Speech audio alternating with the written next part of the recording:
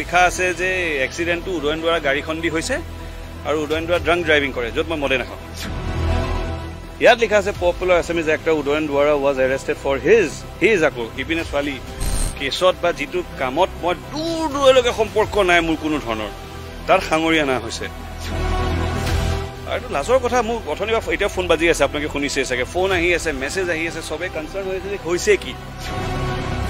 মোৰ ইম্প্ৰেশ্যনটো বেয়া হৈছে নে নাই, তেওঁলোকেতো কেনেবাকৈ ভাবিব পাৰে যে ইয়াৰো ক'ৰবাত ৰিলেশ্যন আছিলে বা ৰিলেটেড হয় এই এক্সিডেণ্টটোত বা কিবা এটাত হ'ব পাৰে, কাৰণ এটা ইমান ডাঙৰ ইনচিডেণ্ট হৈ গৈছে য'ত কাৰোবাৰ প্ৰাণ গৈছে। আৰু সেইবোৰ জেগাত যদি তেওঁলোকৰ যদি মিম হিচাপে বা কমেডি হিচাপে ভাবিছে দিছ ইজ নট ফানি। আৰু এনেকুৱা নহয় যে তেওঁলোকে ইয়াৰ লোকেল হয়, তেওঁলোক মুম্বাই বেজ এটা পেজ হয়, গোটেই খবৰখিনি কৰিলোঁ। তাৰপিছত তেওঁলোকৰ ফলোৱাৰ্ছ আছে 27 মিলিয়ন ফেচবুকত, 1.6 মিলিয়ন ফলোৱাৰ্ছ আছে ইনষ্টাগ্ৰামত। আৰু কোনটো এংগলৰ পৰা মোৰ নামক কিয় আনিলে ভগৱান জানে না, যিটো একেবাৰে গুৰুত্ব সহকাৰী বস্তু মই নাভাবোঁ হয়, কাৰণ তেওঁলোকে যদি এনেকৈ নাম কৰিব গৈছিলে বা নামটো মোৰে দিবলগীয়া আছে, কোনো ধৰণৰ মোৰ নিমিলেও তেওঁৰ লগত, নাম নন্দিনীৰ লগত। না মোৰ তেওঁৰ লগত বেলেগ ধৰণৰ কিবা চুক্তিবদ্ধ কণ্ট্ৰেক্ট আছে, ক'ৰবাত মই একেলগে কাম কৰিছোঁ বা সিহঁতীয়া যিখন চিনেমা আহি গৈছে তেওঁত মই অভিনয় কৰিছোঁ, মোৰ সেনেকুৱা একো নাই। মই চিনি পাওঁ, মোৰ ভাল বন্ধু হয়, কিন্তু এতিয়া সেই জেগাত এনেকৈ আপোনাৰ নামটো সাঙুৰি দিয়াত, য'ত লিখা আছে যে এক্সিডেণ্টটো উদয়ন দুৱাৰা গাড়ীখন দি হৈছে আৰু উদয়ন দুৱাৰা ড্ৰাংক ড্ৰাইভিং কৰে, য'ত মই মদে নাখাওঁ। আৰু এইখন মই এজাহাৰ আজি আপোনালোকক দেখুৱাব বিচাৰিছোঁ, এই দিছপুৰ থানাতে আহি দিলোঁহি, কাৰণ এইটো এটা ডিফেমেশ্যন কেছ হয় আৰু এইটো বহুত ডেলিব্ৰেটলি কৰা হৈছে যিমানটো মই ঢুকি পাইছোঁ। কাৰণ মই তেওঁলোকক পেজত মই ৰিকুৱেষ্টো কৰিলোঁ প্ৰথমবাৰ, কোনো ৰেছপন্স নাই, মই কমেণ্টছ কৰিছোঁ, ৰেছপন্স নাই। তেতিয়া মই যিমান আমাৰ চিনাকি বিষয়ববীয়া আছে, পুলিচৰে হওক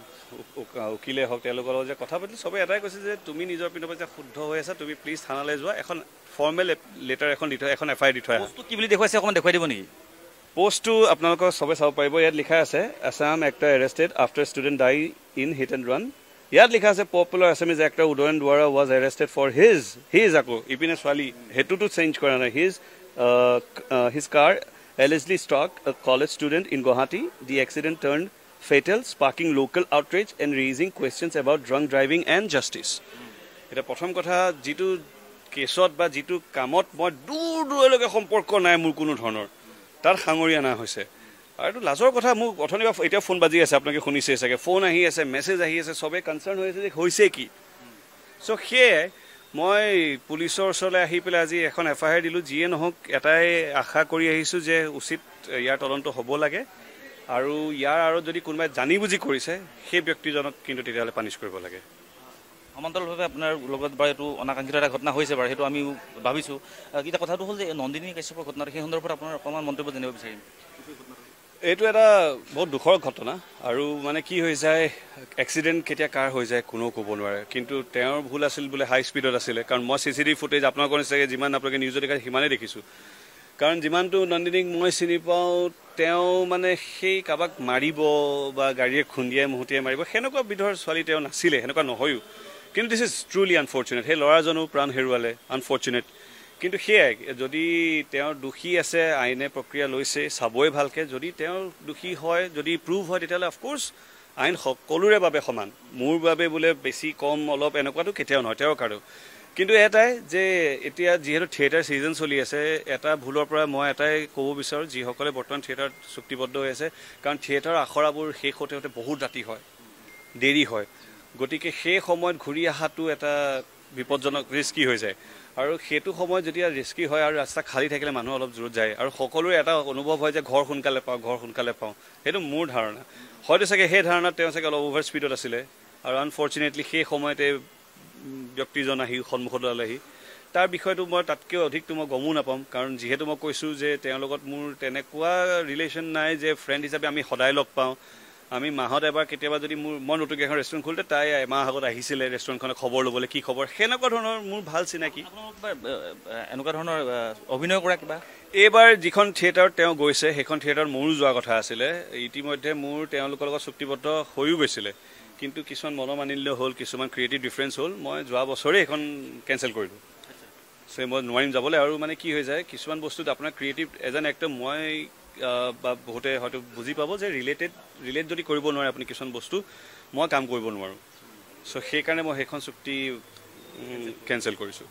এতিয়া কথাটো হ'ল যে এই যে যিটো আপোনাৰ পেজত দিলে আপোনাৰ নামটো সাঙুৰ খোৱালে, এই পেজটো আপুনি চিনি পায় নাপাওঁ, মই কাকোৱে চিনি নাপাওঁ। দাদা মই বহুত সাধাৰণভাৱে থকা মানুহ মই না আপোনাৰ বেছিকৈ ছ'চিয়েল মিডিয়াত ঘূৰি ফুৰোঁ বেছিকৈ কিবা কৰি ফুৰোঁ মোৰ নিজৰ লাইফটো কাম কৰিলোঁ মই চব বস্তু কাম হিচাপে লওঁ কেছটোবোৰ হয় এইটো মুম্বাইৰ হয় আমি যিমানটো তথ্য বিচাৰি উলিয়াইছে এওঁলোকে যি চাইছে এইটো মুম্বাই বেষ্ট কোম্পানী হয় কিন্তু জেণ্ডাৰ ভুল হ'ব পাৰে ঠিক আছে মানি ল'লোঁ নামটো অলপ ইফাল সিফাল হ'ব পাৰে বুজি পাই গৈছোঁ কিন্তু গোটেই বস্তুটো কমপ্লিট বেলেগ মানে ফটোখন খালি তেওঁৰ দিয়া আছে বাকী গোটেই নামৰ পৰা লৈ পেলাই চব মোৰ কথা দিয়া আছে চ' সেইটো বেয়া হৈছে আৰু সেইটো যদি তেতিয়া যদি আমাৰ পুলিচ প্ৰশাসনে যদি তদন্ত কৰি পেলাই যদি উলিয়াব পাৰে তেতিয়া আপোনালোকৰ সৈতে মই গম পাম কথাটো হ'ল যে 27 মিলিয়ন ফলোৱাৰ্ছ কম মিলিয়ন নহয় বহুত ফলোৱাৰ্ছ এই ফলোৱাৰ্ছখিনি যদি আপোনাৰ বিৰুদ্ধে এনেকৈ ধৰণে যদি কথা মানে এতিয়া চাওক যিসকলে মোক চিনি পায় আপোনালোকে যদি চাই কমেণ্টছবোৰত যি লিখা আছে যিয়ে চিনি পায় তেওঁলোকেতো ছাপোৰ্টতে কৈ আছে যে গেট ইউৰ ফেক্টছ কাৰেক্ট চেঞ্জ কৰক এক্টৰগৰাকীৰ নাম নন্দিনী কাশ্যপ উদয়ন দুৱাৰা নহয় তাত লিখা আছে যিয়ে মোক চিনি পায় তেওঁলোকেও লিখিছে যিসকলে চিনি নাপায় তেওঁলোকেও লিখিছে এতিয়া কথাটো হৈ গ'ল যিসকলে বাহিৰত বহি থাকে বা অসমৰ বিভিন্ন চুকে কোণে চাই থাকে পটককৈ নন্দিনী ফটোখন নাচাই পেলাই যদি প্ৰথম এইটোৱে পঢ়ে বোলে উদয়ন দুৱাৰাই এইবাৰ উদয়নো ফচিলে সিও কাৰোবাক মাৰিলে চ' এনেকৈ কথাবোৰ ওলাইতো চ' সেইটো এটা ডাঙৰ ডিফৰ্মেশ্যন কেছ হৈ যায় আচলতে এই ফোন বাজিয়ে আছে আৰু উচিত তদন্ত হোৱা একদম এটা 100% এইটো মোৰ বুলি নহয় অৱগত হ'ব লাগে যে পাছলৈ কাৰো লগত এনেকুৱা কেতিয়াও নহওক আৰু এতিয়া ক'ব নোৱাৰে চাওক এইটো পৰহি এতিয়া আজি এসপ্তাহ হোৱা নাই কেছটো হৈ যোৱা এইটো একদম হিট এণ্ড ৰান কেছ এতিয়া একদম পূৰা ভাইৰেল হৈ আছে চব পিনৰ পৰা উত্তেজিত হৈছে আমাৰ অসমৰ যি জনতা তেওঁলোক একদম উত্তেজিত হৈ আছে কাৰণ সকলোকে বিচাৰ লাগে আমাকো লাগে নহয় জানো বিচাৰ লাগে সেই মৃতকৰ পৰিয়ালক বিচাৰ লাগে এই নামবোৰ যদি আহি যায় মোৰ ইম্প্ৰেশ্যনটো বেয়া হৈছে নে নাই তেওঁলোকেতো কেনেবাকৈ ভাবিব পাৰে যে ইয়াৰো ক'ৰবাত ৰিলেশ্যন আছিলে বা ৰিলেটেড হয় সেই এক্সিডেণ্টটোত বা কিবা এটা হ'ব পাৰে য'ত মই কোনো দিনাই সেইটো চাইডে যোৱাও নাই ঘটনাৰ সময় আগে পাছে কথাটো ক'ব গ'লে মানে মই কোনো পিনৰ পৰা কোনো ছাইডৰ পৰা কোনো এংগলৰ পৰা জড়িত নহয় সেই অভিনেত্ৰীগৰাকীয়ে মানুহজনক নক কৰিলে তেতিয়াই যদি আমি তেওঁক এৰেষ্ট কৰিলেহেঁতেন সিদিনাখনে ৰাতি আমি বেইল দিব লাগিলহেঁতেন so' it was a strategy on the part of police কাৰণ আমি গমেই পাইছিলোঁ যে পেচেণ্টজন চিৰিয়াছ আছিলে সিদিনাখন ৰাতি যদি তেওঁক এৰেষ্ট কৰিলোহেঁতেন তেতিয়া লগে লগে আমি তেওঁক ৰিলিজ কৰি দিব লাগিলহেঁতেন কাৰণ যেতিয়ালৈকে মৃত্যু নহয় বা গ্ৰিভিয়াছ ইঞ্জুৰি আমি ৰিপৰ্ট দিব নোৱাৰোঁ তেতিয়ালৈকে এইটোতো নন বেইলেবল কেছ থাকে গতিকে আৰক্ষীয়ে যিটো ষ্ট্ৰেটেজিকেলি যিটো কৰিব লাগে সেইটোৱে কৰিছে she has been put in lockup আৰু will file search sheet against her and it will be a case for culpable homicide এটা দুটা সেকশন আছে culpable homicide not amounting to murder culpable homicide amounting to murder প্ৰথম দিনা যদি তেওঁক আমি গ্ৰেপ্তাৰ কৰিলেতেন কেছটো হলতেন culpable homicide not amounting to murder বেল হৈ গ'লতেন সেইকাৰণে কেতিয়াবা পুলিচে ৰাইজে ভাবা আৰু পুলিচে কৰাৰ মাজত অলপ ডিফাৰেন্স থাকে উদ্দেশ্যটো একে উদ্দেশ্যটোত কোনো গ্যাপ নাথাকে অভিনেত্ৰীগৰাকীয়ে মানুহজনক নক কৰিলে তেতিয়াই যদি আমি তেওঁক এৰেষ্ট কৰিলেহেঁতেন সিদিনাখনে ৰাতি আমি বেইল দিব লাগিলহেঁতেন so' it was a strategy on the part of police কাৰণ আমি গমেই পাইছিলোঁ যে পেচেণ্টজন চিৰিয়াছ আছিলে সিদিনাখন ৰাতি যদি তেওঁক এৰেষ্ট কৰিলেহেঁতেন তেতিয়া লগে লগে আমি তেওঁক ৰিলিজ কৰি দিব লাগিলহেঁতেন কাৰণ যেতিয়ালৈকে মৃত্যু নহয় বা গ্ৰিভিয়াছ ইঞ্জুৰি আমি ৰিপৰ্ট দিব নোৱাৰোঁ তেতিয়ালৈকে এইটোতো নন বেইলেবল কেছ থাকে গতিকে আৰক্ষীয়ে যিটো ষ্ট্ৰেটেজিকেলি যিটো কৰিব লাগে সেইটোৱে কৰিছে she has been put in lockup আৰু will file search sheet against her and it will be a case for culpable homicide